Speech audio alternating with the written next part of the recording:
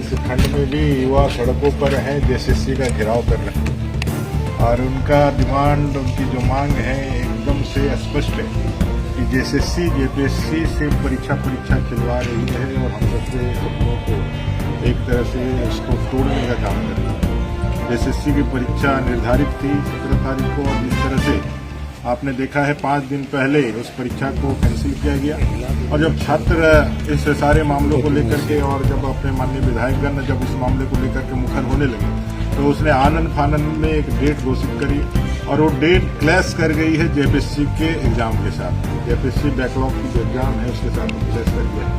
अब एक बच्चा दोनों ही एग्जाम के लिए जो अपने को तैयार कर रहा था और जिसके लिए उन्होंने फॉर्म अप्लाई किया था उसके साथ अवसर की भी अब कमी सामने महसूस हो रही, अवसर भी छीन लिया गया है। तो ये साफ दिख रहा है कि जेएसएससी जो है वो जो बहाना बना करके एग्जाम को कैंसिल की कि भाई जो एजेंसी है उसने परीक्षा लेने में असमर्थता जाहिर की। तो ये असमर्थता कौन सी असमर्थता है?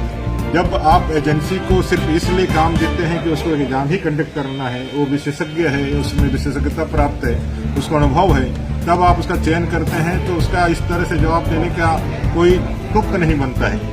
वो जेएसएससी से आप ये जवाब लेने का काम कर रहे हैं या जेएसएससी दे रहा है? अगर दे रहा है तो इसका मतलब निश्चित रूप से जो झारखंड के अंदर भ्रष्टाचार चरम पर है, कटमनी कमीशन खोरी चरम पर है। जेएसएससी ने भी क्या कमीशन लेकर के उस एजेंसी को यह काम दिया था क्या?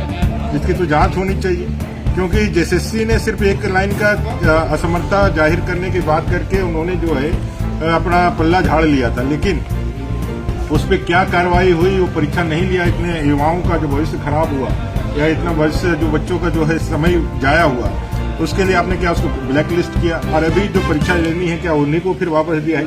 ये सारे ऐसे विषय हैं जिसका जवाब सरकार को देना चाहिए, जनता को भी और अपने छात्रों को भी। मुझे लगता है कि एक बार फिर से पुनर्विचार करनी चाहिए सरकार को और इंटरवेन करना चाहिए। जेएसएससी जेपीएससी के दोनों एग्जाम के डेटों को अलग अलग किया जाए और जो डिमांड को लेकर के छात्र आज आंदोलनरत है उनके ऊपर जो है जो पीड़क कार्रवाई की जा रही है उसको ना करते हुए उनके जो वाजिब सवाल है उसको एड्रेस करना चाहिए। दूसरा, आज गवर्नर साहब ने